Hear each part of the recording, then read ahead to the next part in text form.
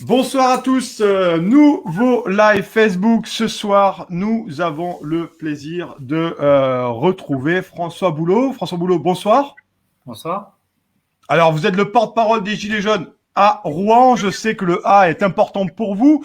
Vous avez acquis une renommée maintenant depuis le début du mouvement et certains vous ont vu comme le porte-parole du mouvement grâce à votre facilité d'analyse et d'explication de choses complexes, à la fois économiques et financières. Mais quand même, certains esprits chafouins sur des plateaux TV ont mis en cause votre appartenance aux Gilets jaunes, car vous vous exprimiez trop bien selon eux pour être Gilets jaunes avec beaucoup de connaissances et vous prêtez quelques accointances politiques. Cher François Boulot, merci d'être avec nous sur Putsch. N'hésitez pas à liker le live. On est en multidiffusion sur YouTube et sur Facebook. François Boulot, première question rapide, pratique. Comment se passe le confinement de votre côté? Écoutez, moi, de mon côté, très bien. J'en profite pour essayer de rattraper le retard que j'avais accumulé à mon cabinet. J'en profite aussi pour poursuivre l'écriture du livre sur lequel je travaille depuis un bon moment et qui sera un travail de vulgarisation justement de ce qu'on appelle le néolibéralisme. Et je crois que dans la période et vu la crise qu'on connaît, qui va ouvrir une opportunité d'enfin changer le monde qu'on connaissait jusqu'alors. Je crois qu'il va être déterminant de permettre au maximum de personnes de comprendre quel était le monde d'avant, quel était le fonctionnement du monde d'avant pour, lorsqu'il s'agira de reconstruire le monde d'après, ne pas recommettre les mêmes erreurs. Alors, on va aborder plusieurs sujets, François Boulot. On vous tient déjà pas mal de monde sur le live. N'hésitez pas à liker, à partager YouTube et Facebook. On va aborder la crise du coronavirus, la gestion par l'exécutif. Ensuite, l'Union européenne, on sait que c'est un nouveau sujet favori, l'Union européenne, l'ordolibéralisme, le néolibéralisme. Et ensuite, on parlera bien entendu de la crise économique qui vient, comment va-t-elle frapper, est-ce qu'elle va être d'ampleur, qu'est-ce que ça va représenter pour les Français. Première question, tout de go, François Boulot. Pensez-vous que le gouvernement français a mis du temps à prendre des mesures drastiques pour juguler cette épidémie de coronavirus? Oui, évidemment, je crois que tout le monde a compris que le gouvernement a gravement failli dans la gestion de cette crise. On avait les premiers éléments, a priori, que le gouvernement avait à ses dispositions, c'était au mois de janvier, puisque Agnès Buzyn, qui était alors ministre de la Santé, a indiqué récemment que, en tant que ministre, elle avait adressé des premières alertes au Premier ministre et au Président de la République, et que aucune mesure n'a été prise à ce moment-là. C'est d'ailleurs assez sidérant de comparer les déclarations qu'elle faisait à l'époque en expliquant que tout avait été fait pour commander les masques et commander le matériel, que les hôpitaux étaient préparés à toute éventualité d'une pandémie mondiale qui surviendrait. Et en réalité, il n'en était rien. Et puis en fait, on a eu une succession finalement d'erreurs qui ont été commises par le gouvernement. La première, elle a été par aveuglement idéologique de ne pas contrôler les frontières parce qu'on nous a expliqué que le virus n'avait pas de passeport et qu'il pouvait circuler librement dans le monde, sauf que, comme les médecins l'expliquent, le virus il circule par les hommes et les hommes, eux, ils ont un passeport. Donc évidemment, la première des mesures aurait été de contrôler drastiquement au moins tous les vols qui venaient en provenance de Wuhan, tous les vols également qui pouvaient passer par d'autres pays avant d'arriver à Paris, mais qui originellement provenaient de la Chine. Enfin bref, on aurait pu essayer de prendre des mesures pour que toutes les personnes en provenance de Chine, et en particulier la région qui était contaminée, soient contrôlées très sérieusement et soient confinées effectivement pendant une période. À l'époque, on parlait d'une période de 15 jours. Bon, sauf qu'on a un Emmanuel Macron qui, idéologiquement, n'aime pas les frontières, ne veut pas entendre parler des frontières et pour qui c'est un gros mot d'utiliser ce mot et de mettre en œuvre des actions concrètes, alors que le bon sens commandait, bien entendu, d'éviter que le virus n'arrive dans notre pays. Alors que pourtant, le confinement, c'est une frontière. Quand on ferme la porte de chez soi, c'est forcément une frontière individuelle dans un micro-État dont nous sommes les seuls souverains. Mais je voulais poser une question, François Boulot, pour repartir sur cette question des mesures drastiques que vous jugez pas suffisantes ou qui ont pris trop tard. Est-ce que c'est j'ai envie de vous dire, par déconnexion ou par irresponsabilité ou incompétence? C'est quoi, selon vous? D'où ça vient, ça, selon vous? Alors, avant d'en donner la raison, je voudrais quand même indiquer que le retard dans le confinement, il est évident parce que la décision a été prise finalement que le 16 mars, alors même qu'il y a eu un premier discours d'Emmanuel Macron le 12 mars, que quand même, depuis le début du mois de mars, vraiment, beaucoup de gens avaient compris la menace qui pesait sur le pays et à quel point le danger était imminent et grave. Et ce qu'il faut bien comprendre, c'est que dans la mesure où le virus multiplie le nombre de cas par 2 tous les 3 jours, c'est-à-dire que quand vous en avez 10 000 à l'instant T, vous savez que 3 jours plus tard, vous en aurez 20 000. Et vous savez que 3 jours plus tard encore, vous en aurez 40 000. Bon. Ça veut dire que si on avait pris, par exemple, la mesure de confinement ne serait-ce que 6 jours plus tôt, ça veut dire que, in fine, le nombre total de cas, vous l'avez divisé par 4. Donc, vous voyez à quel point 6 jours, c'était absolument déterminant dans la gestion de la crise et de la pandémie. Alors maintenant, pourquoi ?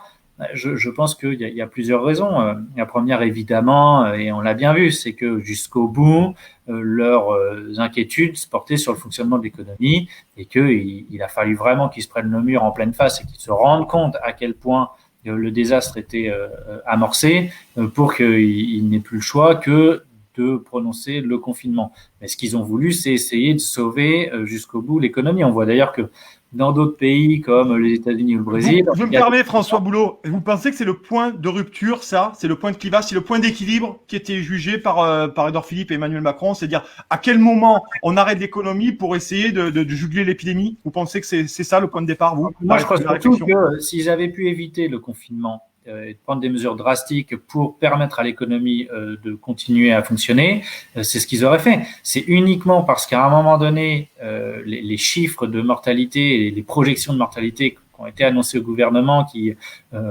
étaient évaluées entre 300 000 et 1 million de morts, si on ne prenait aucune mesure, qu'ils ont été contraints d'agir.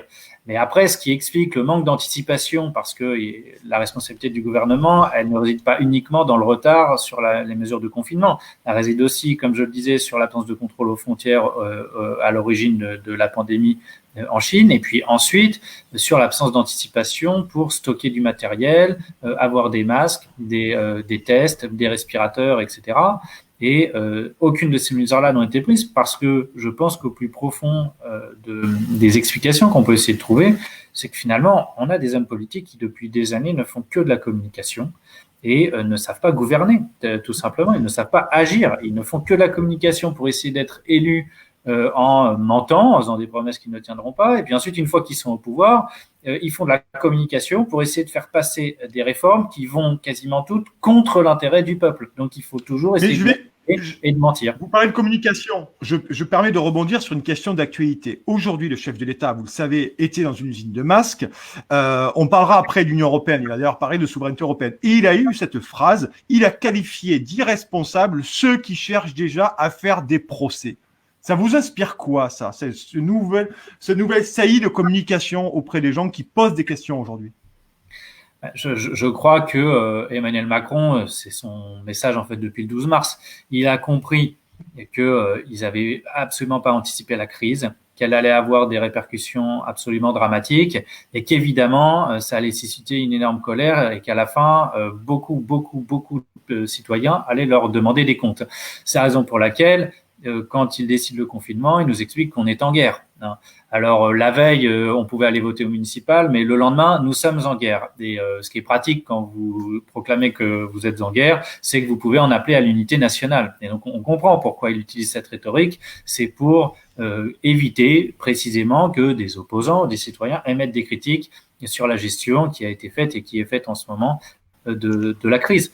Mais en réalité, on voit que je pense dans le pays, ça ne prend absolument pas. Les gens ont parfaitement compris que nos gouvernants sont des incompétents et des incapables dans la gestion de cette crise. Et on voit que les ficelles sont grosses. Aujourd'hui, Emmanuel Macron, il vient parler effectivement pour la 4e fois en à peu près 15 jours, 3 semaines. Et la semaine dernière, il était devant un hôpital militaire pour nous expliquer qu'il était avec les soignants et qu'il était sur le terrain. Aujourd'hui, il s'exprime dans un entrepôt garni de matériel, de stock, comme pour nous dire que le matériel, ça y est là, on a tout ce qu'il faut. Et en réalité, dans son discours, il nous explique qu'on aura les masques qu'à partir de mi-avril. Bon, bah, très bien. Pour les soignants, ce sera trop tard parce que là, le plus gros de l'épidémie va se jouer dans la semaine ou les 15 jours qui viennent. Donc, les masques, on en a besoin maintenant, on les a pas. Et les respirateurs, c'est pareil. On en a besoin dans le mois qui vient et on n'en aura pas suffisamment puisqu'ils ne vont arriver que à partir du milieu du mois de mai. Donc voilà, c'est toujours la même chose avec Emmanuel Macron. Il fait de la communication et le problème, c'est qu'il faut toujours comprendre l'exact contraire de ce qu'il annonce dans ses discours. Oui, effectivement. J'ai envie de vous poser une question à vous, l'avocat. Vous avez vu que Bruno Gassio, notamment, a lancé un site pour déposer plainte au procureur de la République des territoires. On voit aussi qu'on a reçu le maître Fabrice Divizio, qui regroupe un collectif de 600 médecins, a posé plainte devant la Cour de la République, au justice de la République, pardon. Qu'est-ce que ça vous inspire, effectivement? Vous pensez que des citoyens pourraient porter plainte par milliers sur sur des motifs divers? Qu'est-ce que ça dit aussi, ça? Est-ce que vous, en tant qu'avocat, ça vous paraît plausible? Et qu'est-ce que ça pourrait donner aussi, judiciairement parlant, François Boulot? Alors moi, effectivement, c'est bien qu'on parle de l'initiative notamment de Bruno Gassio qui a créé un site qui s'appelle plaintecovid.fr et qui permet de faciliter et d'aider les gens à déposer plainte contre le gouvernement devant la Cour de justice de la République. Ce qu'il faut savoir, c'est que les ministres, au niveau de leur responsabilité pénale, ils ne sont pas justiciables comme les autres, c'est-à-dire qu'on ne les juge pas devant les juridictions pénales de droit commun, mais devant une juridiction spéciale qui s'appelle la Cour de justice de la République. Le problème avec cette juridiction, c'est qu'elle est composée pour 12 des 15 juges de parlementaires qui sont élus. Ce qui veut dire qu'en réalité, vous allez vous retrouver avec une instance juridictionnelle qui va être composée de parlementaires essentiellement En Marche et républicains. Donc, je n'ai pas une grande confiance, pour tout vous dire, dans les décisions. Ouais, vous êtes sceptique. Vous êtes sceptique. Oui, je suis totalement sceptique. C'est pour ça que, en termes de responsabilité pénale, j'attendrai pas grand-chose de la Cour de justice de la République. Pour autant, je pense que c'est quand même essentiel que les plaintes se multiplient parce que ce qu'il faut faire, c'est mettre le maximum de pression politique sur ces gens-là. En réalité, leur responsabilité, elle sera politique. Et donc, il faut essayer de les discréditer au maximum et en tout cas de faire la lumière exacte sur tout ce qui a pu se produire pour qu'à la fin, le jugement soit politique. Et je dirais que si on voulait véritablement que des sanctions pénales soient prises, alors il faudra imposer nos propres instances juridictionnelles dans des circonstances exceptionnelles, ça c'est déjà vu dans l'histoire, et créer une instance ad hoc qui jugera effectivement les personnalités du gouvernement. Parce que la Cour de justice de la République, il est évident qu'elle prendra, si jamais elle entrait en voie de condamnation, elle prendra des condamnations qui seront extrêmement modérées, clémentes. Donc, j'en attends pas grand-chose. Ce qu'on sait par ailleurs, je le dis pour les gens qui seront victimes ou dont les proches seront victimes de la maladie, qu'ils pourront engager aussi des procédures administratives.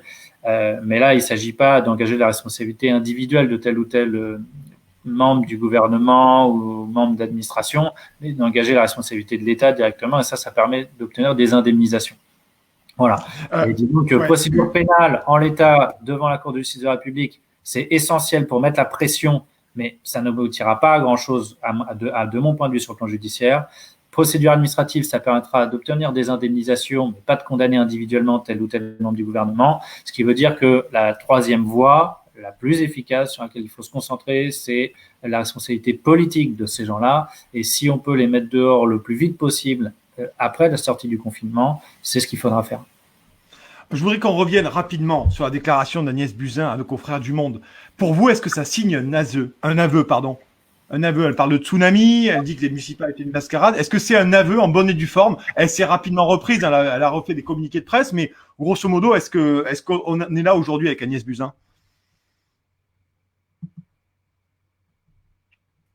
Des propos d'Agnès Buzyn, parce que soit elle a menti au mois de janvier, soit elle ment aujourd'hui, puisqu'au mois de janvier, elle nous disait que tout va bien, il n'y a pas de problème, le risque était quasi nul d'avoir une pandémie. Et si on l'écoute aujourd'hui, elle nous explique qu'elle était au courant que qu'il y avait un grave risque qui pesait sur le pays. Donc, le problème, c'est qu'aujourd'hui, on a les propos d'une ex-ministre, d'une candidate défaite à la mairie de Paris. Très franchement, moi, je sais pas trop quoi en penser. Bon, on peut imaginer l'hypothèse qu'elle-même aurait été informée du danger grave qui pesait, qu'elle ait informé le Premier ministre et le Président, et puis que certaines personnes à ce moment-là, peut-être scientifiques, et rassuré en fait Agnès Buzyn et ses services en disant qu'il n'y avait pas de danger. Toujours est-il qu'il est certain qu'il s'est produit au mois de janvier et début février dans l'appareil de l'État des discussions et qu'il y a des gens qui soit se sont lourdement trompés, soit ont pris des décisions, la décision totalement irresponsable de ne pas prendre en considération cette crise. Et il y a quand même un dernier point sur cette question que je voudrais évoquer, c'est que il y a un point central sur la responsabilité de ce gouvernement et d'Emmanuel Macron, c'est que le premier acte politique qu'il a pris pour traiter cette crise, c'est le 29 février quand il a réuni un conseil des ministres exceptionnel. C'était un samedi, je pense que tout le monde s'en souvient, et que plutôt que de prendre des mesures contre la crise, il a décidé de recourir à l'article 49 alinéa 3 de la Constitution pour faire passer en force la réforme des retraites qui était... Oui, l'ordre du jour a été quelque peu modifié, effectivement, et ça a été annoncé. Une question, on parlait de communication tout à l'heure, François Boulot. Les déclarations de Sibeth Ndiaye, porte-parole du gouvernement, font l'objet de très, très, très nombreuses polémiques. Ça vous étonne ou pas ? Non, ça m'étonne pas parce qu'il faut vraiment que cette personne arrête de parler. Enfin, je vois pas comment on a pu lui confier la responsabilité de porter la parole du gouvernement parce qu'à chaque fois qu'elle prend la parole, elle énonce absurdité sur absurdité et elle prend vraiment les gens pour des imbéciles. Je crois que c'est ça qui est le plus insupportable, c'est-à-dire que on n'a pas de masque, alors elle nous explique que c'est pas utile et puis que de toute façon c'est trop technique, donc on n'est pas capable de s'en servir. Bon, on compte plus en fait les absurdités, les énormités. Elle nous a parlé des enseignants qui ne font rien et donc ils pourraient aller cueillir les fraises. Enfin, bon, je veux dire, tout ça n'est pas sérieux. J'ai vu aussi la conversation qui a été révélée par le Canard enchaîné entre plusieurs ministres et puis qui explique que compte tenu des difficultés sur le réseau, il va falloir peut-être réduire YouPorn et Pornhub, je sais pas quoi. Enfin, bon, ils font des blagues. Ils pensent peut-être que le moment est à faire des blagues. Alors, il y a des gens que ça ne choque pas. Moi, je regrette, mais dans une crise pareille, où vous avez des soignants qui mettent leur vie en danger, où vous avez des gens qui meurent actuellement dans les hôpitaux, où vous avez toute une série de gens, je pense notamment dans l'alimentaire, qui, eux, travaillent parce qu'ils n'ont pas le choix, parce qu'il faut faire vivre le pays, et qui se mettent en danger parce qu'il n'y a pas de matériel de protection, et que tout ça est la faute du gouvernement, de son incurie, de son impréparation, de son incompétence. Effectivement, ça me choque de voir que des ministres peuvent se faire des blagues dans leur fil de conversation plutôt que de travailler. Enfin, quand ils parlent entre ministres, ils parlent entre professionnels, entre les représentants de l'État, ils ne parlent pas entre amis. C'est pas des discussions privées entre amis, c'est des discussions entre ministres. Pourtant, l'exécutif a promis une prime de 1 000 euros pour ces gens dont vous parlez qui peuvent pas faire du télétravail, parce que peut-être qu'Emmanuel Macron s'est rendu compte qu'il n'y a, dans la Startup Nation, tout le monde ne pouvait faire du télétravail. Est-ce que c'est pas finalement le salaire de la peur, ces 1 000 euros ? Oui, en fait, ce qui est intéressant, c'est que on voit dans la période de crise quels sont les métiers indispensables au fonctionnement du pays, et puis les métiers qui sont inutiles, voire qui sont même des métiers parasites. Et on voit que c'est quand même pour la plupart les métiers qui étaient incarnés par les Gilets jaunes, ou les métiers qui étaient dans la rue pour lutter contre la réforme des retraites, qui sont indispensables à la vie de la nation. Et ce sont ceux qu'on a traités de factieux, d'extrêmes ou d'antisémites pour les Gilets jaunes, ou qu'on a traités de preneurs d'otages dans le cadre de la grève contre la réforme des retraites. Donc, on voit effectivement qui sont ceux qui sont indispensables et ceux dont on pourrait se passer.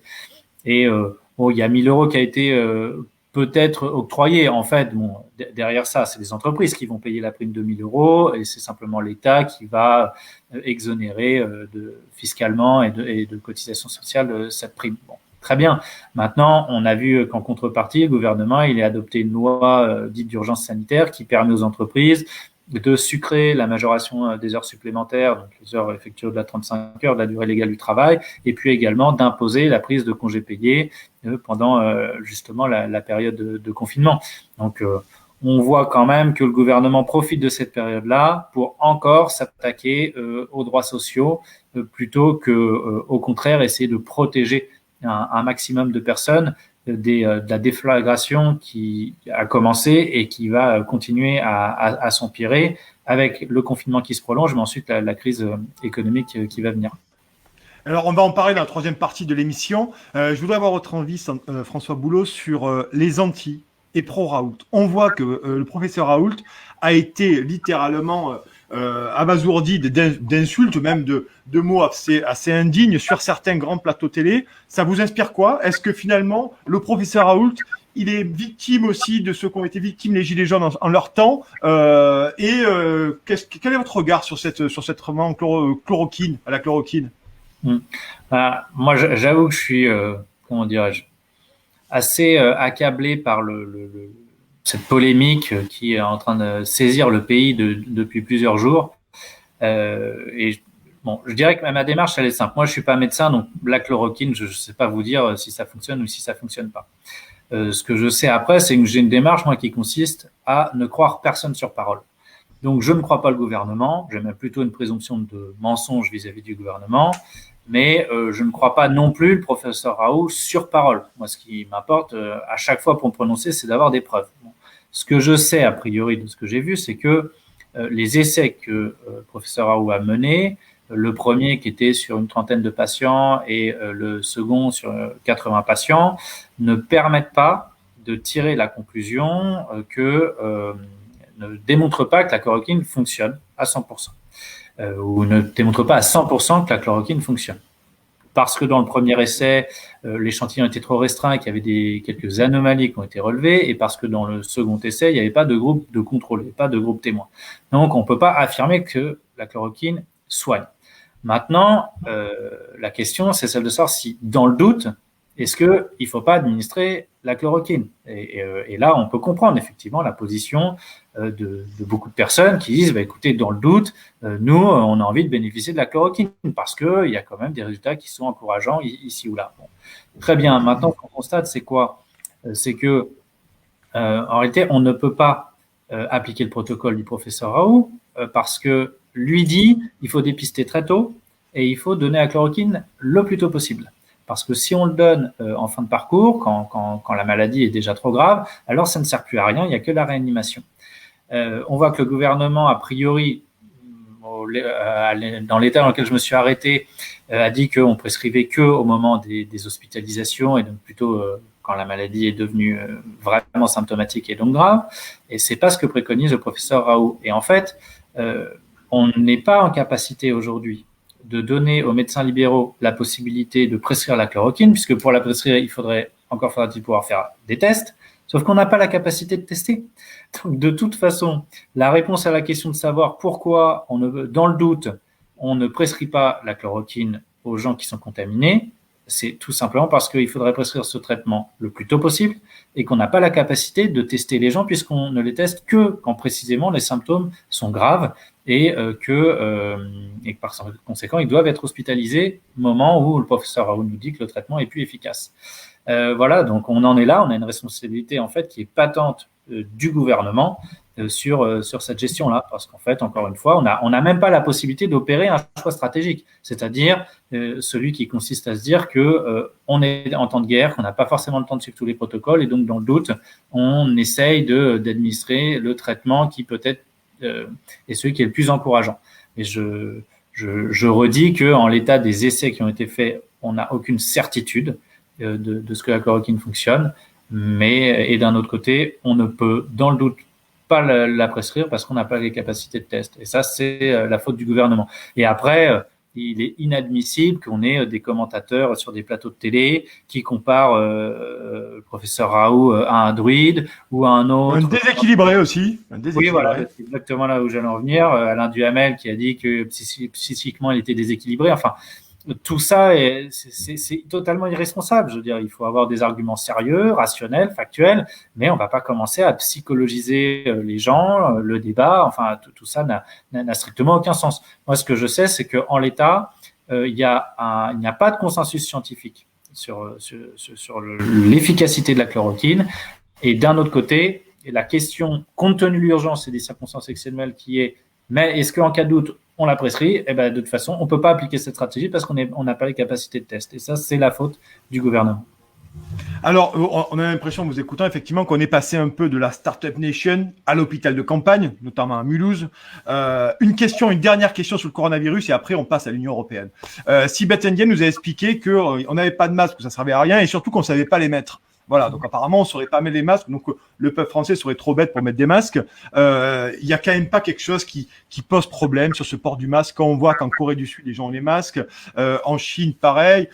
Quand les docteurs chinois sont arrivés à Milan, qu'ils ont mis les mains sur la tête en se disant qu'en Italie, il n'y avait pas suffisamment trop de monde dans la rue et surtout les gens devaient porter des masques. Qu'est-ce que ça vous inspire, ça, François Boulot, cette histoire des masques? Ça inquiète énormément les gens, les masques, hein. Mais c'est très simple en fait. C'est la démarche du gouvernement, c'est si je n'ai pas le matériel qu'il faut pour assurer la protection des gens, je dis aux gens que c'est inutile, tout simplement. Je veux dire, leur but là, c'est pas de dire la vérité, c'est juste d'essayer de s'exonérer de leur responsabilité. Et d'ailleurs, Sibeth Ndiaye, elle l'avait avoué elle-même il y a quelque temps qu'elle assumait tout à fait de mentir pour protéger le président de la République. Et donc, c'est exactement ce qu'elle est en train de faire. Mais bon, je crois que fort heureusement, personne n'est dupe et tout le monde a compris que le gouvernement ment éhontément uniquement pour essayer de se couvrir au risque de mettre en danger la population. Il y a une chose avant de passer à la suite que je voulais dire, c'est que, parce que c'est quand même très important, si on en est là, c'est aussi et surtout compte tenu des politiques libérales qui ont été menées depuis des années, qui ont consisté à casser l'hôpital public avec la T2A et toute une série de mesures qui avaient pour objectif de rationaliser le fonctionnement de l'hôpital. Et en fait, on a considéré que l'hôpital était une entreprise. Et donc, on se retrouve dans une situation où les soignants, les médecins, etc., n'ont pas les moyens de soigner les gens. Et on se prend dans la figure une crise d'une ampleur mondiale et historique à un moment où justement nos hôpitaux étaient déjà au bord de la rupture et ça faisait des mois et des mois qu'ils manifestaient dans la rue. Il y avait le slogan l'État contre ses sous, nous on comptera l'hôpital contre les morts. Eh bien malheureusement aujourd'hui ce slogan il fait sens. Et quelle avait été la réponse d'un Emmanuel Macron et du gouvernement qui aujourd'hui veulent se dédouaner, s'exonérer de leurs responsabilités? La réponse il y en avait eu aucune sur le plan du budget, des moyens, mais en revanche dans la rue les soignants avaient rencontré les matraques, les gaz et les LBD des forces de l'ordre.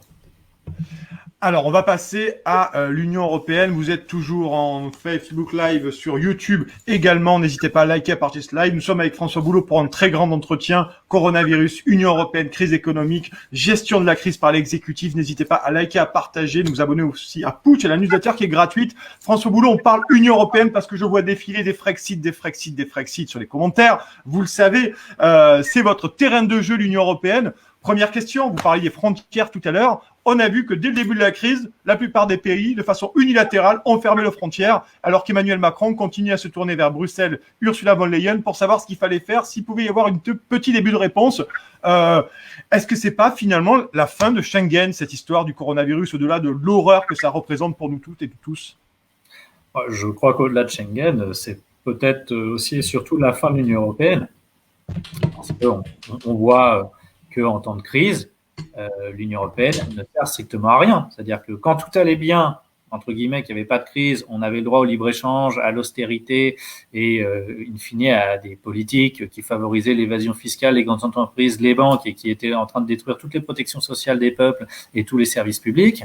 Et en temps de crise, à quoi nous sert l'Union européenne? Strictement à rien. Et le premier pays qui a été touché en Europe, c'est l'Italie. Et l'Italie, malheureusement, a fait le constat que aucun des pays de l'Union européenne ne l'a aidé, que la Commission européenne n'a pas aidé. Et aujourd'hui, on voit que les Italiens sont extrêmement remontés contre l'Union européenne parce que l'aide, elle est venue de la Chine, elle est venue de Cuba, elle est venue de la Russie, mais d'aucun pays de l'Union européenne. Et aujourd'hui, vous avez des médias, y compris des médias plutôt pro-européens, italiens, qui sont vent debout contre l'Union européenne et je crois qu'il y a eu des sondages aussi qui ont montré que les Italiens maintenant très majoritairement ne veulent plus entendre parler de l'Union européenne. On voit d'ailleurs qu'il y a des ultimes tentatives actuellement qui sont faites, notamment par le président ou le Premier ministre italien plutôt et Emmanuel Macron et certains autres pays pour demander la mise en place de Corona Bonds. L'idée est d'enfin opérer une mutualisation des dettes souveraines pour permettre d'avoir plus de solidarité au sein de l'Union européenne. Et on constate que l'Allemagne et les pays du Nord, Pays-Bas et Finlande notamment, refusent catégoriquement cette mesure. Donc, on le voit, en fait, on achoppe sur le problème, ou l'un des problèmes qui se posent au sein de l'Union européenne depuis des années et qui s'était posé de manière particulièrement aiguë au moment de la crise grecque. C'est-à-dire que les pays Allemagne et les pays d'Europe du Nord veulent bien aider, entre guillemets, tel ou tel pays qui sera en difficulté financière, mais à la condition qu'en contrepartie, on puisse lui imposer des mesures de rigueur budgétaire et d'austérité absolument colossales. On a vu ce que ça donnait avec la Grèce, ça ne donne rien de bon, et je crois que les Italiens, ils n'ont pas du tout envie de se faire manger à la sauce grecque, et il est donc tout à fait possible que l'Italien, à un moment donné, décide d'opérer une rupture avec l'Union européenne et de sortir tout simplement. Et on sait très bien que si l'Italie sort, c'est la troisième puissance économique de l'Union européenne, tout ça va exploser en plein vol. Moi, ma plus grande inquiétude, c'est qu'Emmanuel Macron, c'est un idéologique sur le sujet de la première heure. Il est pro-européen, il est totalement aveuglé par son idéologie. On a vu ce qu'il a fait sur les frontières, c'est-à-dire rien, parce qu'il ne fallait pas remettre en cause la doctrine du libre-échange telle que consacrée par les traités européens. Et ma crainte, c'est que finalement, au moment où l'Union européenne imploserait, Emmanuel Macron, il soit le dernier sur la piste de danse à essayer encore de faire fonctionner une Union européenne dont tous les pays seraient déjà partis. Et ce qu'on sait malheureusement, c'est que plus on sortira tôt, plus on sort les premiers, mieux on a de chances de s'en sortir. Mais pourtant, Emmanuel Macron, à midi, quand il était sur un discours dans cette usine de masques, il en a appelé encore à la souveraineté européenne. Donc, à première vue, Emmanuel Macron est toujours dans cette idéologie de l'Union européenne. Il a encore parlé souveraineté européenne versus souveraineté nationale. Alors, donc, on n'a pas l'impression que... C'est pas exactement ce qu'il a dit, mais je rejoins in fine. Corrigez-moi. Ouais. Mais c'est ce que ça veut dire. C'est qu'il n'a pas renoncé à la souveraineté européenne. Mais en fait, il a été... assez flou sur la question. C'est-à-dire qu'il a alterné dans son discours d'aujourd'hui entre souveraineté nationale, où il nous explique qu'il va falloir reproduire des choses en France parce que ce seraient des secteurs stratégiques, etc. Mais il a effectivement parlé alternativement de souveraineté nationale, de souveraineté européenne. Il va falloir reproduire en France et en Europe. Il a été en fait très flou sur la question, mais ça révèle effectivement qu'il n'a toujours pas renoncé à son projet fédéraliste européen. Alors que là, l'histoire est en train de nous montrer que effectivement, les intérêts premiers vitaux, c'est les intérêts de la nation, que la souveraineté, elle ne peut s'appliquer réellement qu'à l'échelle de la nation, c'est-à-dire à l'échelle d'un pays, parce que il y a un peuple qui est constitué et que on sait très bien qu'il n'existe pas de peuple européen. Il y a un peuple français, il y a un peuple allemand, il y a un peuple espagnol, il y a un peuple italien. On peut créer des coopérations. Oui, pour vous, il n'y a pas de peuple européen. Il n'y a pas de peuple européen global et en fait, homogène. S'il y avait un peuple européen, ce serait très simple. Ça voudrait dire que les Allemands seraient d'accord pour être solidaires avec d'autres pays. Ça n'est pas le cas. On le voit très bien. Donc en fait, il n'y a pas assez de solidarité entre les pays et donc entre les peuples pour pouvoir considérer qu'il existe effectivement un peuple homogène au niveau européen. Ça n'est pas vrai. Vous avez des particularités culturelles, historiques, qui sont là et qui continuent à s'exprimer et qui font que nous avons des intérêts en plus divergents à bien des égards, et notamment sur le plan économique. Donc, non, nous n'avons pas un peuple européen et c'est la raison pour laquelle l'Union européenne dysfonctionne depuis des années et que on vient se percuter face au mur de la réalité dans une crise comme on connaît actuellement. Et je crains effectivement, ou en tout cas je pense qu'on a de bonnes raisons de penser que l'Union européenne va amener à se disloquer dans les semaines ou les mois à venir.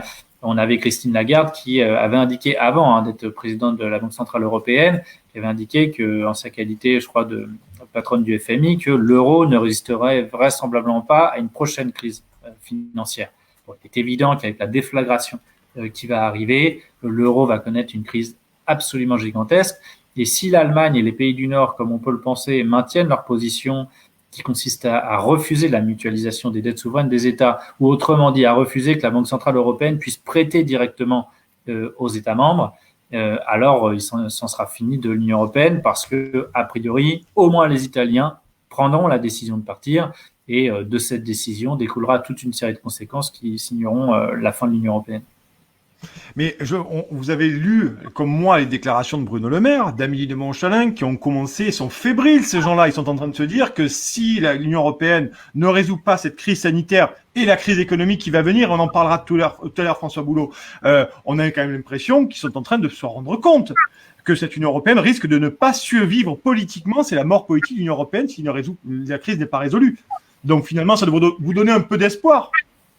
Oui, le problème, c'est que ces gens-là vivent dans leurs rêves. C'est-à-dire qu'ils croient tellement fort au projet européen qu'ils ne veulent pas voir qu'il ne fonctionne pas. Donc jusqu'au bout, ils vont essayer de le faire marcher, mais la réalité, elle est que l'Union européenne est composée de 27 pays membres et que si ça bloque depuis des années, c'est que vous avez la règle de l'unanimité, que vous n'avez pas de solidarité suffisante entre les pays parce que vous avez des intérêts qui sont divergents, voire parfois contradictoires, et donc ça ne fonctionne pas. Et donc, la crise, là, agit comme un révélateur du dysfonctionnement, je dirais, originel de l'Union européenne, en tout cas depuis qu'on est passé sous le traité de Maastricht en 92. Donc, on a des gens qui voient bien le danger, mais dont on peut penser qu'ils prendront toujours pas les mesures parce que jusqu'au bout, ils s'accrocheront à leur rêve européen, alors même que ce rêve-là nous emmène droit dans le mur, mais il le fait déjà depuis des années et des années. Vous avez parlé tout à l'heure de ces Italiens. On a sorti un article notamment dans Putsch.media ce matin. Matteo Ghiselberti est allé chercher les vidéos, des vidéos très fortes, des images très fortes de parlementaires aussi, qui ont brûlé littéralement ou déboulonner le drapeau européen, c'est extrêmement fort. C'est-à-dire que là, aujourd'hui, vous l'avez noté très justement d'ailleurs, même des ce qu'on appelle des européistes en Italie, commencent à remettre en cause l'Union européenne, et notamment, ils mettent l'accent sur l'abandon. Est-ce que ça pourrait se propager, et est-ce que les Français, en grande majorité, vont prendre conscience, effectivement, que là, il y a un véritable souci? Pour l'instant, à la différence de l'Italie, j'ai pas du tout le sentiment qu'en France, je dirais le discours se propage sur le manque de solidarité au niveau de l'Union européenne et d'un dysfonctionnement au niveau de l'Europe. Et on a d'ailleurs plutôt un accent dans les médias qui est porté sur le fait que vous avez des patients qui sont transférés, notamment dans des hôpitaux allemands, qui permettent de soulager un peu les hôpitaux qui, dans le Grand Est, sont absolument débordés. Donc, on met plutôt en lumière les quelques petits aspects positifs, mais qui ne ressortent d'ailleurs pas du fonctionnement de l'Union européenne, qui sont simplement... Oui, ce que j'allais vous dire, ça pourrait se faire en relation, en coopération inter-État, ça, c'est pas... Mais c'est absolument évident, mais c'est évidemment pas comme ça que les médias nous le présentent et ils vont nous expliquer que ça c'est grâce à l'Europe. Donc je suis pas du tout certain que pour l'instant et malheureusement qu'en France il y ait une prise de conscience sur le fait que l'Union européenne ne nous sert à rien. C'est pas du tout la même chose en Italie. C'est pour ça que je pense que de toute façon, si quelque chose doit bouger et doit faire bouger les lignes, a priori, aujourd'hui, on peut dire que ça va venir de l'Italie parce que là, il y a une énorme prise de conscience et que l'Italie n'est pas la Grèce. L'Italie n'est pas le dernier élève de la classe. L'Italie, c'est la troisième puissance économique de l'Union européenne.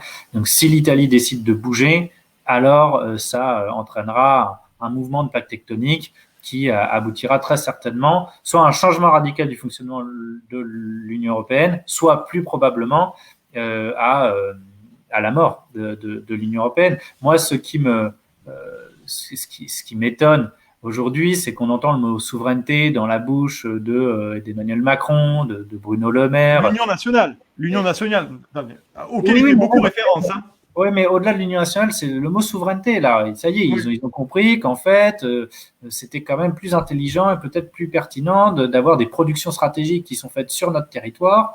Et on est content de les entendre dire parce que pendant des années, quand vous vous revendiquiez comme souverainiste ou que vous défendiez l'idée de la souveraineté, vous étiez vu tout de suite comme un extrémiste, comme même un antisémite. Hein. Jacques Attali, il l'a écrit il n'y a pas si longtemps que ça. Hein. Quand vous êtes souverainiste, de facto, vous êtes antisémite.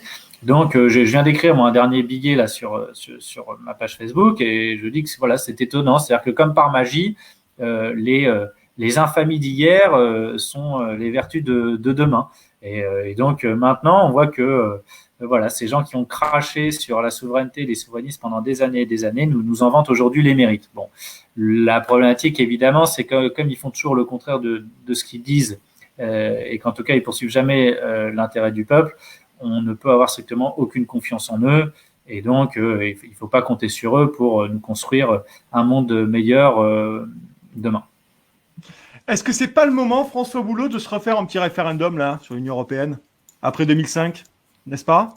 Peut-être Euh, au profit de la crise, enfin au profit, non, à cette crise extrêmement grave, est-ce qu'il pourrait pas y avoir une sortie via un référendum aux Français, poser la question aux Français? Pourquoi pas, mais bon, Ce serait démocratique. non, mais moi, je suis évidemment pour les référendums sur toutes les questions essentielles. Maintenant, on a bien vu qu'Emmanuel Macron, le gouvernement, donner la parole au peuple, c'est pas du tout leur intention. Dans leur esprit, ce sont des élites éduquées, cultivées, sachantes, qui mènent le pays dans l'intérêt du peuple qui est abruti, ignorant et qui n'est absolument pas capable de se prononcer sur des questions aussi complexes. Bon, vous voyez, Gilles Legendre, il nous l'a dit, ils sont trop subtils et trop intelligents pour que les gens comme nous puissions réussir à les comprendre. Oui, c'est Donc, comme l'histoire des masques, quoi. On n'arrive pas à les mettre. Hmm. voilà, donc il n'y aura pas de référendum sur la sortie ou non de l'Union européenne, il n'y aura pas de référendum tout court. De toute façon, plus jamais, euh, avec ces gouvernants, nous n'aurons la possibilité de nous exprimer par référendum sur une question essentielle. C'est absolument évident. Ils ont fait le deuil du référendum en 2005 quand le non s'est imposé majoritairement. Et voilà, ils nous ont signifié qu'ils ne nous écouteraient plus. Ils ont fait passer le traité de Lisbonne en 2007-2008. Et ensuite, on n'a plus jamais été consulté. Parce que, en réalité, les peuples n'adhèrent plus à la politique des gouvernements successifs et ils savent très bien qu'ils se prendront un camouflet s'ils font un référendum et ils n'ont pas envie de tirer les conséquences d'un désaveu lors d'un référendum, c'est-à-dire quitter le pouvoir, parce que par-dessus tout, ce qu'ils veulent, c'est précisément s'accrocher au pouvoir.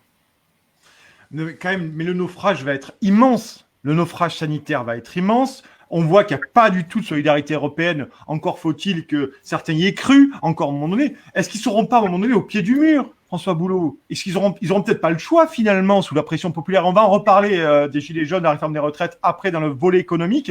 Mais est-ce qu'ils ne seront pas obligés à un moment donné de le faire, ce référendum, si la crise va trop loin? Moi, au-delà de la question simplement d'un référendum sur l'Union européenne, je crois que la question va se poser déjà de savoir s'ils vont pouvoir rester au pouvoir. Parce que, effectivement, la crise, elle va être dramatique. Elle l'est déjà. Il y a déjà beaucoup trop de morts. Ça veut dire que vous allez avoir une prise de conscience, en fait, qui risque d'être gigantesque.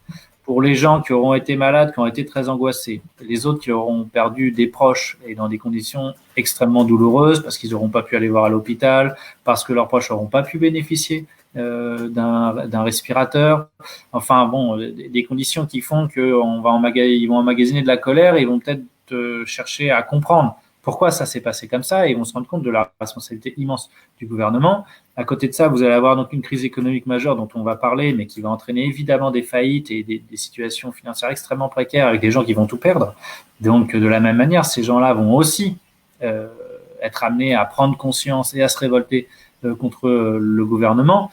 Et donc, vous allez avoir finalement toute une série de conditions qui va faire que, au-delà de tous ceux qui étaient déjà mobilisés contre ce gouvernement, c'est-à-dire les Gilets jaunes et tous ceux qui ont manifesté contre la réforme des retraites, vous allez avoir encore de nouveaux bataillons, je dirais, qui vont arriver, et ça risque de faire très mal. Et peut-être totalement inattendu. On va dire peut-être les cadres moyens La classe moyenne, vous avez les cadres supérieurs. Déjà, on va en parler dans le volet économique, mais peut-être que vous avez raison. Est-ce que le confinement, une fois qu'on va le lâcher, enfin, on verra bien quand est-ce que le confinement sera fait, mais il pourrait y avoir, vous l'avez dit, un agrégat de couches sociales qui ne sont pas sorties avec les Gilets jaunes, qui ne sont pas sorties avec la réforme de retraite, qui se sentaient protégés par la politique d'Emmanuel Macron, qui aujourd'hui, avec la crise économique, vont lui ouvrir les yeux et ils sortiront peut-être dans la rue. Est-ce que vous le craignez pas? Je finis là-dessus, mais vous avez vu, vous n'êtes pas sans savoir qu'en Italie du Sud aujourd'hui, il y a de plus en plus d'une situation sociale très tendue, avec des pillages de supermarchés, et la situation est compliquée. Est-ce que ça pourrait se voir en France, à un moment donné, à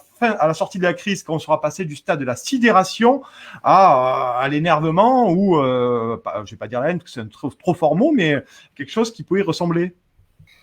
Je crois que la multiplicité des erreurs du gouvernement va vraiment l'accabler et fait aboutir à ce que énormément de gens soient très remontés contre lui.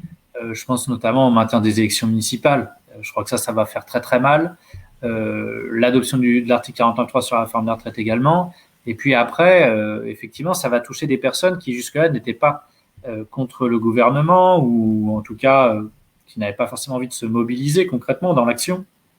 Je pense notamment aux médecins, c'est-à-dire que les médecins qui travaillent dans les hôpitaux ou les médecins libéraux, bon, plutôt des gens qui a priori, c'est un électorat qui vote plutôt Emmanuel Macron ou François Fillon. Oui, libéral. Exactement. Ce qui veut dire que ces gens-là sont dans une colère noire parce qu'ils voient l'incurie du gouvernement et ils comprennent pas. Ils se disent, attendez, on est la France, on est la 6e ou 7e puissance économique du monde. Comment se fait-il qu'on soit infoutu d'avoir des masques et des gels hydroalcooliques et qu'on se mette comme ça en danger? Il y a des médecins qui sont morts. Oui. Et des grands professeurs qui parlent de tiers-monde. Qui parle que la France est le pays du tiers-monde. Ça, c'est gravissime. Exactement. On va avoir cette colère-là. On a cette colère immense des médecins. Et bon, culturellement, ces médecins, ils évoluent dans des milieux sociaux qui sont plutôt amis avec la classe moyenne supérieure. Donc, avec des avocats, des dentistes, des notaires, des architectes, des je ne sais quoi. Enfin, vous voyez. Et donc, je pense que les médecins, ils vont contaminer les autres parties de la classe moyenne supérieure en leur expliquant par le menu à quel point notre gouvernement, Emmanuel Macron, ils ont été totalement incompétents, totalement incapables.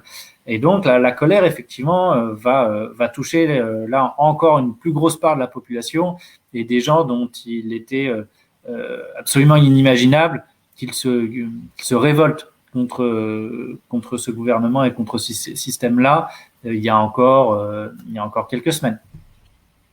Alors, vous comprenez peut-être que ce cher Patrick Cohen ait parlé de gilet jaunisation de la crise du coronavirus. Récemment, il s'est inquiété que la crise du coronavirus puisse se jaunir de la révolte sociale.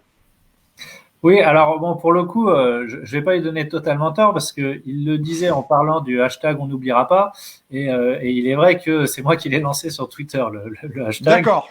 Donc pour le coup, là, de ce point de vue-là, il a pas tout à fait tort. Maintenant, ce qu'il ne comprend pas, c'est qu'on sait bien que dans sa bouche, gilet jaunisation, c'est une manière de porter le sceau de l'infamie, de discréditer en fait et de critiquer le fait qu'aujourd'hui il y a des gens qui déjà émettent des critiques et disent bien aux gouvernants attention, à la fin il faudra rendre des comptes. Bon, je crois que ce qu'il veut pas voir et pas comprendre, il est à l'image d'une bonne partie de la caste médiatique, c'est que le peuple est en colère. Il l'avait montré avec les Gilets jaunes, qui était déjà une crise historique sur le plan social. Et qui n'était pas terminé, et qui a été interrompu par le confinement. Mais qui exactement, on l'a vu avec la retraite, où on avait un mouvement de grève historique et qui était mené de front également avec les Gilets jaunes. Et c'est dans ce cadre-là qu'intervient la crise sanitaire. Donc, en réalité, et c'est d'ailleurs peut-être aussi un enseignement qu'on peut tirer de la polémique sur la chloroquine et le professeur Raoult, c'est qu'en fait, vous avez un effondrement total de l'autorité de la parole publique, du crédit qu'on peut accorder aux autorités, aux institutions. Et c'est normal puisque ces autorités, elles ne font que manipuler et mentir depuis des mois et des mois. Donc, il est tout à fait logique qu'à un moment donné, les gens ne croient plus tout simplement en cela et disent, écoutez, on ne veut plus de vous, on ne vous écoute même plus, vous nous dites Mais là, que vous imaginez, vous le savez, François Boulot, vous le savez mieux que moi. C'est-à-dire que quand vous avez une défiance de la parole publique dans une crise sanitaire aussi grave, qu'est-ce que ça peut donner concrètement? Ça a été terrible pendant les Gilets jaunes, la réforme des retraites n'en parle même pas. Mais alors là, crise sanitaire comme ça, où la vie des gens est en jeu, qu'est-ce que ça peut donner de ne plus du tout avoir confiance en la parole publique et la parole politique? Mais il est évident que il n'est pas du tout exclu qu'il y ait un climat insurrectionnel à l'issue du confinement ou dans les semaines qui vont suivre. Tout va dépendre en fait de la manière dont le gouvernement va gérer. Si il prend des mesures qui sont concentrées, comme c'est le cas pour une grande partie, pour l'instant, sur les grandes entreprises, et qu'il délaisse les petites entreprises et les ménages, et que le chômage explose, et que bref, il n'y a aucune mesure de soutien à la population, aux ménages et aux petites entreprises, ça va très très très mal se passer. Ça, c'est absolument évident. Malheureusement ou heureusement, on peut penser que ce gouvernement et Emmanuel Macron, aveuglés comme ils sont, ils vont continuer à essayer de sauver le système d'avant. Je crois que c'est ça qu'il faut avoir à l'esprit, c'est que en réalité, ces gens-là ne savent pas raisonner en dehors de leur logiciel. Ils ne savent pas raisonner en dehors de leur petite boîte. Donc, si on les laisse faire, ils vont de toute façon essayer de reconstruire le monde d'avant. Et on le connaît, le monde d'avant. Il s'appelle croissance, concurrence, compétitivité, austérité. Libre-échange, mondialisation. Exactement. On donne toujours aux ultra-riches, on casse les services publics, y compris les services publics essentiels. Voilà, on connaît ce monde, c'est le monde dont une majorité ne veut plus. Et donc, dans le climat, effectivement, d'une crise sanitaire où, malheureusement, il y aura eu des morts, il y aura eu énormément de colère accumulée, ça fait un climat social qui était déjà très explosif avant cette crise, mais qui, là, va être multiplié par la puissance 10 au niveau explosivité.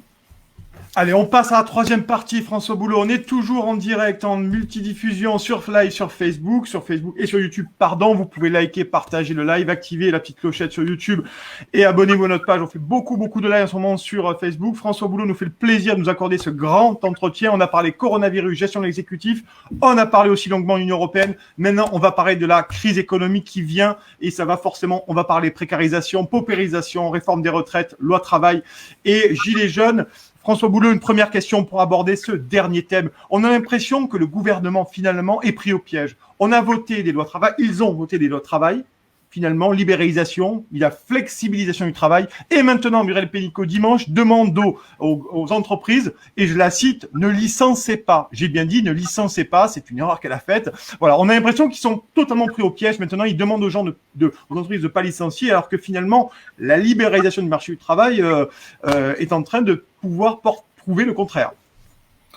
Oui, alors à ceci près que c'est toujours la même chose en fait avec ce gouvernement, c'est que quand il s'agit de casser les protections, notamment contre les salariés, ça on le fait par la loi, hein, c'est rendu obligatoire, c'est-à-dire que ça s'est traduit notamment dans le cadre de la réforme par ordonnance du Code du travail en 2017 par l'instauration de barèmes de dommages et intérêts qui permet de plafonner les indemnisations en cas de licenciement abusif.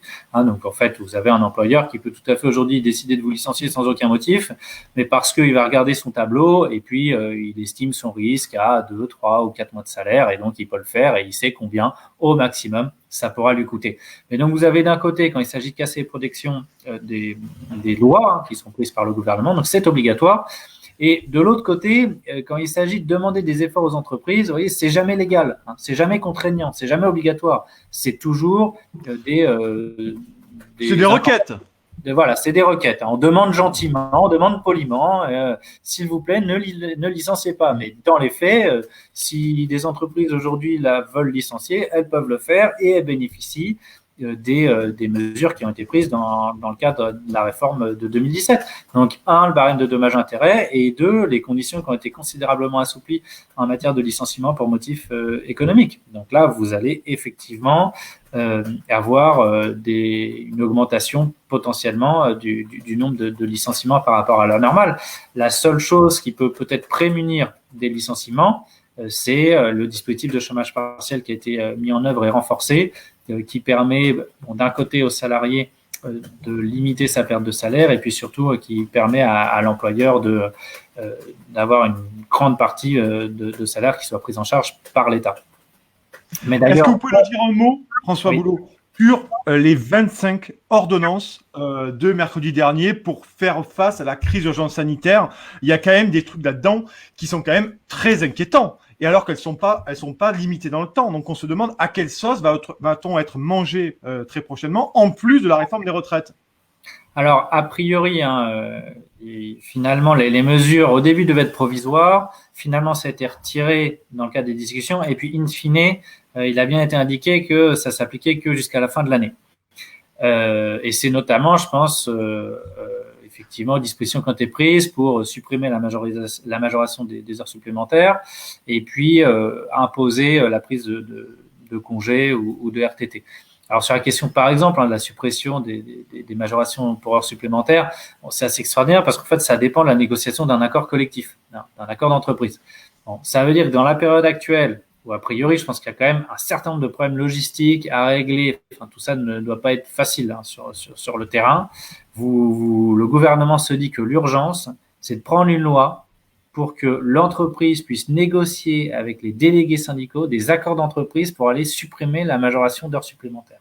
Bon, je veux dire, on en est là aujourd'hui de l'attention qui est consacrée par le gouvernement pour essayer de gérer une crise où ce qu'il nous faut, c'est des tests, des masques, des respirateurs, un calendrier, un échéancier, enfin qu'on prévoit les choses sérieuses.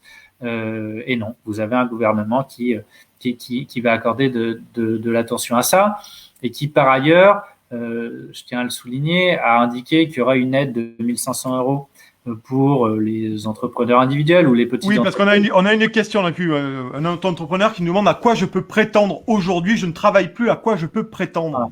Eh bien, alors ça demande à être vérifié, mais il y a deux choses. La première, c'est le soutien, une aide à hauteur de 1 500 € qui peut être donnée par l'État, sauf que a priori, les critères qui vont être fixés, parce qu'ils n'ont pas encore été définitivement fixés, mais de ce qu'on sait, il faudra justifier une baisse de chiffre d'affaires de 70% sur le mois de mars, et ce serait peut-être même pas seulement sur le mois de mars, ce serait même peut-être sur la période du 20 février au 31 mars, c'est-à-dire sur une période de 1 mois et 10 jours. Sauf que le confinement, il a été décidé au milieu du mois de mars. Ça veut dire qu'à priori, les entreprises, en logique, elles ont tout au plus perdu 50% de leur chiffre d'affaires sur le mois de mars. Donc, en clair, on voit que la condition qui est posée là, elle va être très difficilement réalisable. Et donc, l'accès à cette aide de 1 500 €, qui est déjà pas très grande, pas très élevée, va être très compliqué, va concerner un nombre extrêmement réduit d'entreprises. Et par ailleurs, il semble que cette condition de baisse de chiffre d'affaires soit posée également au moins pour la question de la suspension du loyer. C'est-à-dire que si vous ne remplissez pas cette condition, alors vous ne bénéficierez pas non plus du dispositif qui permet de suspendre le paiement du loyer professionnel. Donc, on voit que là encore, les grandes annonces ont été faites par Emmanuel Macron. Quand on rentre dans le détail, il n'y a rien pour l'instant de définitif a priori, mais quand on rentre dans le détail, on se dit que ça va toucher finalement un nombre extrêmement réduit d'entreprises. Oui, ça a l'air d'être compliqué pour la toucher et pouvoir entrer dans les cases, parce que vous savez, l'administration française aime bien les cases. Voilà, et on a l'impression qu'elles sont de plus en plus petites. Pour parler sur le dernier point, François Boulot, la crise économique qui vient là, elle va être redoutable. On avait Emmanuel Navon, le professeur Navon d'Israël, où il disait que le chômage avait bondi de 16,5%. Au Québec, on avait Benjamin Tremblay, journaliste 7 jours sur Terre, qui nous disait que c'était terrible. Beaucoup de licenciements déjà. En France, on va vers quoi? On va vers où? C'est-à-dire qu'il y a beaucoup de petits commerçants qui vont fermer. Même les grands groupes aujourd'hui, grandes entreprises sont en train de penser au chômage partiel. Ça va être terrible. Ça va être une hécatombe sociale absolue, non? Selon vous, François Boulot? Oui, bien sûr. Ouais, c'est le grand danger qui nous guette. A priori, on va connaître une récession d'au moins 4 ou 5% sur l'année. Hein, donc, c'est absolument considérable. Ce qui signifie qu'on va avoir effectivement des faillites à l'appel. On va avoir du coup des crédits qui ne seront pas remboursés. Donc en plus on a un risque systémique au niveau des banques, c'est-à-dire que si vous avez trop de crédits qui ne sont pas remboursés, la banque entre en fragilité et n'a plus la capacité n'est plus solvable, tout simplement. Donc, le système menace de s'effondrer. En fait, la question derrière ça va être quelle mesure va prendre le gouvernement. En 2008, on a vu ce qui s'est passé. En 2008, à partir du moment où... Parce que ce qu'il faut comprendre, en fait, c'est qu'en gros, en 2008, vous avez une crise financière. Là, cette fois-ci, vous avez une crise qui est d'abord économique. C'est-à-dire qu'évidemment, l'activité économique est extrêmement ralentie et donc vous avez une production de richesse qui est considérablement freinée et qui est considérablement réduite par rapport à l'année d'avant. Ça va entraîner une crise financière également. Donc, les deux vont se mêler ensemble. Et donc, toute la question derrière, c'est celle du financement de l'activité économique, parce que si vous avez un système financier qui s'effondre et des banques qui s'effondrent, alors vous ne pouvez plus financer l'activité économique. En 2008, comment on a fait? On a sauvé les banques. Et on a appliqué un principe qui est tout à fait antilibéral. Pour des libéraux, c'était assez ironique, mais en fait, on privatisait depuis des années les profits, puis à ce moment-là, on a socialisé les pertes. C'est-à-dire qu'on allait sauver les banques. Il n'y a qu'un seul pays qui n'avait pas fait ça, c'est l'Islande, et qui avait dit non, nous, on ne sauvera pas les banques gratuitement. On va sauver ce qui doit être sauvé, c'est-à-dire l'épargne des ménages et puis les petites entreprises. Mais en revanche, pour le reste, on ne va rien sauver du tout. En fait, derrière ça, la question c'est quoi? C'est qu'à partir du moment où vous avez une production de richesse qui est réduite, forcément, ceux qui vont être a priori touchés s'il n'y a pas d'intervention de l'État, ce sont les plus pauvres. C'est une absolue évidence. Donc la question, ça va être de faire payer les ultra riches. Il va falloir répartir la richesse différemment. Et il va falloir que ces gens-là payent pour permettre aux plus pauvres, aux plus fragiles et aux petites entreprises, aux ménages, de pouvoir continuer à vivre et de relancer l'activité économique.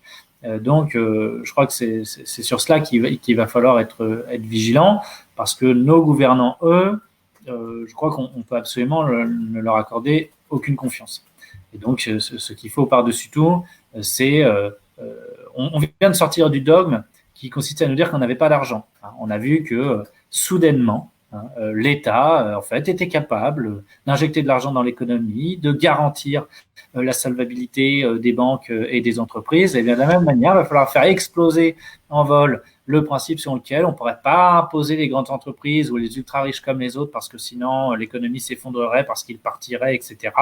Et non, là, on ne va pas avoir le choix, en fait. Il va falloir faire payer les plus riches. Et l'un des moyens de le faire, par exemple, c'est de faire tourner la planche à billets. Donc, on peut imaginer, par exemple, un scénario avec une explosion de l'Union européenne et donc un retour aux monnaies nationales. Et quand vous avez la planche à billets, c'est une manière, en fait, d'opérer une répartition des richesses différente et plus équitable. C'est-à-dire qu'en fait, vous faites baisser la valeur de la monnaie. Donc, tous les épargnants, et les épargnants sont par définition plutôt les riches. Quand vous êtes pauvre, vous n'avez pas d'épargne. Donc, quand vous faites baisser la valeur de la monnaie, alors vous entraînez de l'inflation, mais donc une reprise de l'activité économique et en principe une augmentation des salaires. En fait, ce qu'il faut bien voir, c'est que si on était arrivé à un tel niveau d'endettement public et privé, c'est parce que les salaires étaient trop bas. Comme les salaires étaient trop bas, c'est en dividendes que partait la production de richesse et ces dividendes trouvaient à se placer dans la sphère financière. Voilà ce qui s'est passé pendant des années et des années. Aujourd'hui, on a les moyens, on a l'opportunité plutôt de changer les règles du jeu, de ne pas payer pour les banques, d'arrêter d'exonérer les plus riches et de répartir la richesse différemment. Pensez-vous que c'est des dispositions qui vont être prises par Emmanuel Macron, ça? Non, moi, je ne crois absolument pas au fait qu'Emmanuel Macron ou tous ceux qui ont participé à la construction de ce monde qu'on connaît, qui sont des libéraux, je ne crois pas du tout qu'ils puissent changer leur logiciel. Je crois qu'ils sont totalement déconnectés. Jusqu'au bout, ils défendront ce qu'ils connaissent. En réalité, ils vont essayer de poser encore une fois des rustines mais en essayant de relancer le système tel qu'ils le connaissent. Donc, il faut absolument rompre avec ça.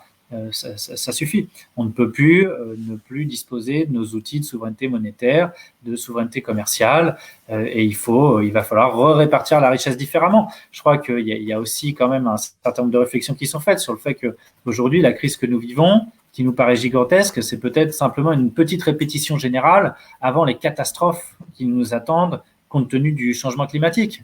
Donc, de toute façon, on voit bien qu'on doit repenser notre modèle et la clé, le cœur nucléaire du problème du système capitaliste, néolibéral qu'on connaît aujourd'hui, c'est la clé de répartition des richesses. C'est-à-dire que on voit bien que dès lors que vous remettez en cause la clé de répartition, cette clé qui fait qu'en gros les riches se gavent de richesses et que les autres, eh bien, en prennent un petit peu ou pas du tout, dès lors que vous touchez à ça, vous vous faites discréditer. Donc on voit bien que c'est ça le nœud du problème, sauf que dans la crise, vu le contexte déjà politique et de révolte qui existait en France, mais aussi dans un certain nombre de pays, si cette fois-ci les gouvernements ne prennent pas la mesure de ce qui est en train de se passer et ne changent pas les règles du jeu, alors on risque d'aller effectivement vers des révoltes, cette fois-ci de type vraiment insurrectionnel. Les gilets jaunes à ce moment-là, et ce qui s'est passé au mois de décembre 2018, paraîtront vraiment pour des événements, voyez, d'une ampleur toute relative.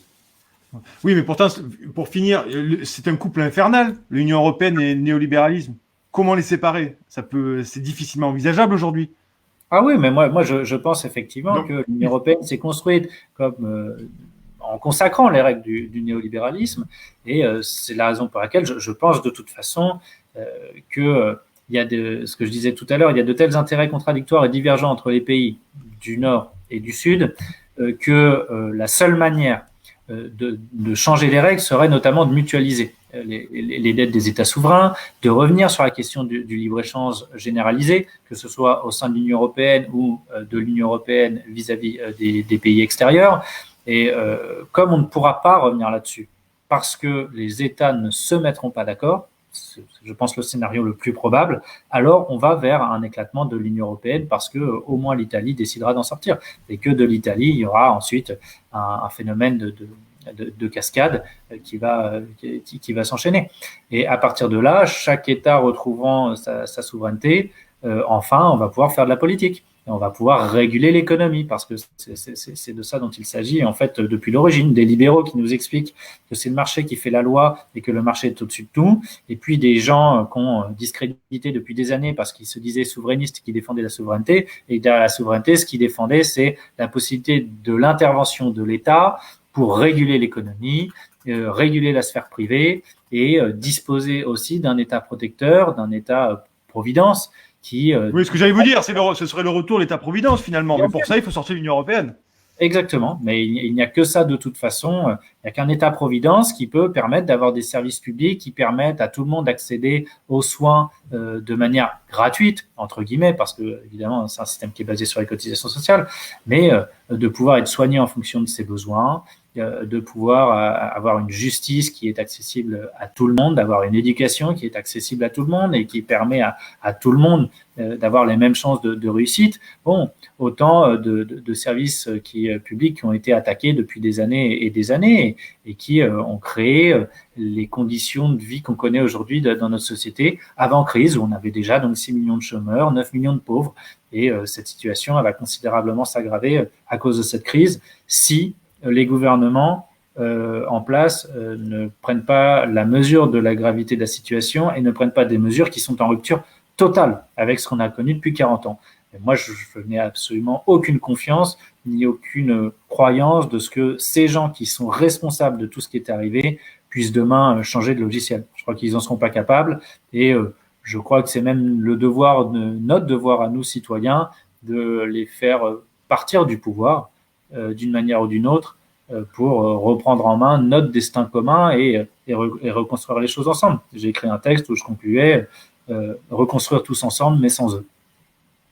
Alors, une dernière question, et après, on vous laisse, François Boulot. Merci beaucoup on est déjà à plus de pratiquement 1h10 d'entretien. Dernière question, est-ce que c'est pas le moment pour vous, François Boulot, d'aspirer à une campagne, d'aspirer à pouvoir mettre en place un programme? Vous avez pas mal de solutions, du moins c'est les vôtres. Est-ce que c'est pas le moment peut-être de prendre les devants et de se proposer pour 2022? Non, écoutez, je crois que pour l'instant, enfin, la politique, je l'ai déjà dit, si les conditions sont pas réunies pour que je puisse défendre mes convictions et que surtout je n'ai pas à me compromettre dans des intérêts, des logiques d'intérêt, je veux pas faire de la politique. Aujourd'hui, moi, j'en suis pas là. Comme je vous le disais au début, je suis en train de finaliser le livre que j'écris et pour essayer de donner les outils aux gens pour comprendre pourquoi on en est là. Je crois que c'est le critère essentiel, les conditions de la réussite pour le futur, c'est que les gens soient émancipés et soient conscients. Et donc, je veux continuer pour l'instant à parler de manière extrêmement libre, en essayant de vulgariser au maximum, de rendre intelligible, simple, des choses qui sont compliquées en matière d'économie, de fiscalité sur l'Union européenne. Et je crois que c'est le rôle où, pour l'instant, j'ai été le plus efficace. C'est le rôle que je veux continuer à avoir. Et on verra plus tard. Mais très franchement... voilà. Juste une question, parce que les cartes sont rebattues. On va voir, regardez, les Républicains n'ont plus de voix, ils sont libéraux, ils ont été complètement... ils ont dérouillé aux dernières élections. Bon, Emmanuel Macron est dans l'état qu'il est. Les socialistes n'ont plus de parole. On ne sait même plus si ce sont des électeurs, les socialistes. Concrètement, on voit que les cartes sont totalement rebattues. Quand je dis est-ce que c'est le moment, ça voudrait dire peut-être que le jeu politique va changer, mais avec une démocratie représentative comme est la nôtre et un système présidentiel, est-ce qu'à un moment donné, il va bien falloir que quelqu'un porte ses idées, quelqu'un de conviction, et ça peut faire l'objet d'un mouvement, par exemple, à la différence totale, diamétralement opposée à celle d'Emmanuel Macron. Oui, bien sûr. Mais il y a indépendant en plus.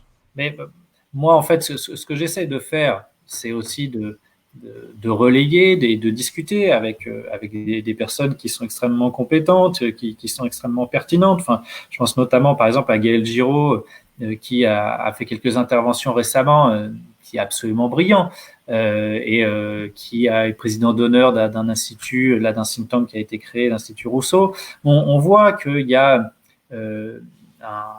dans les milieux politiques, on va dire, une émulation qui est en train de se créer, des gens qui sont en train de se parler entre eux.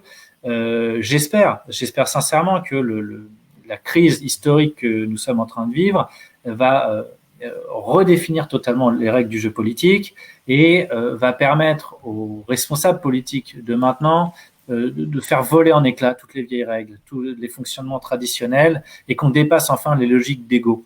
Je crois que par-dessus tout, les gens n'ont ras-le-bol que les hommes politiques ou femmes politiques poursuivent leurs petits intérêts individuels et abandonnent la cause qu'ils sont censés défendre. Moi, je dois dire, c'est un peu ce qui me désespère et je dois dire que ce qui me retient aujourd'hui vraiment, de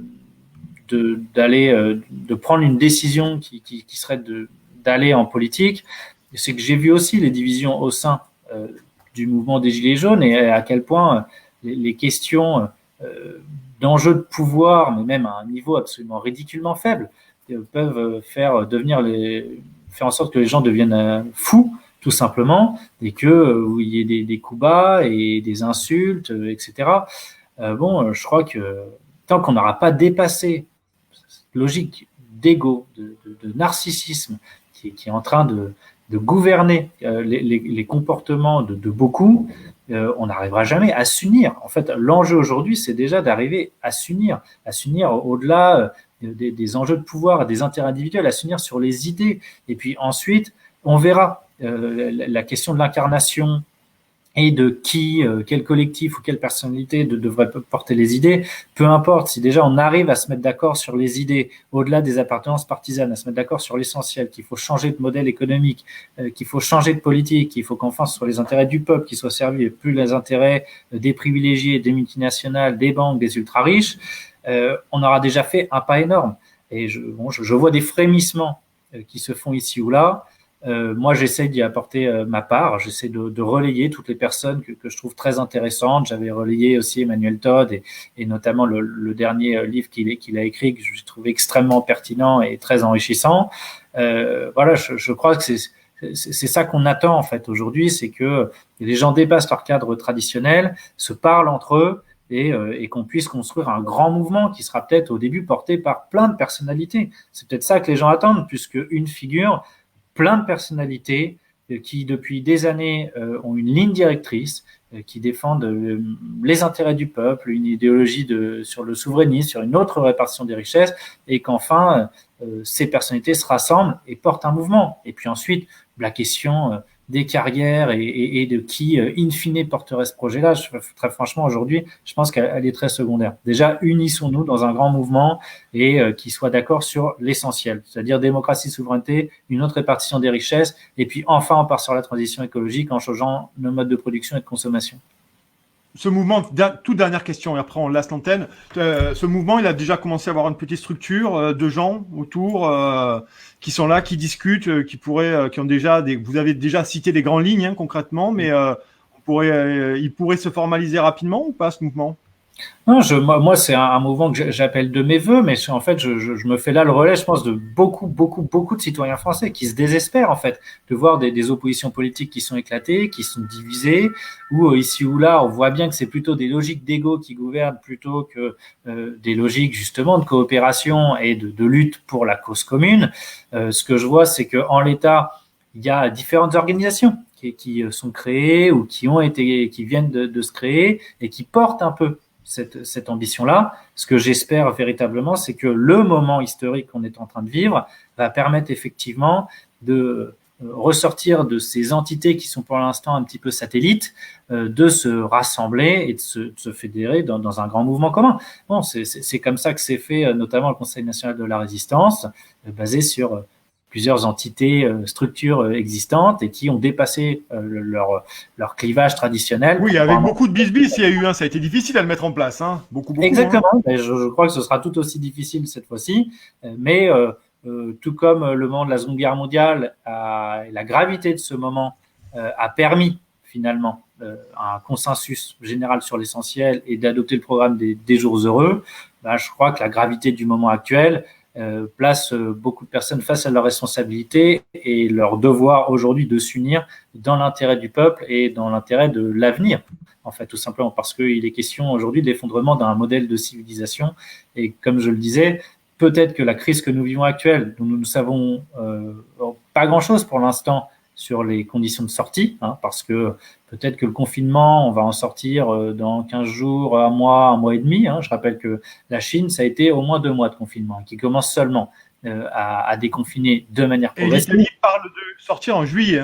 Voilà, donc on n'est pas sorti pour l'instant, qu'il y a des projections qui nous expliquent qu'on a encore pour 1 an ou 1 an et demi, alors peut-être pas être confiné totalement, mais à devoir peut-être alterner entre période de confinement et de sortie, et en tout cas devoir conserver les gestes barrières, porter des masques, à se faire tester, etc. Donc, je veux dire, la vie va être bouleversée là dans les semaines et les mois à venir. Donc, il y a un vrai... mais peut-être que tout ça n'est même qu'une répétition générale avant des drames encore plus grands qui viendront du changement climatique.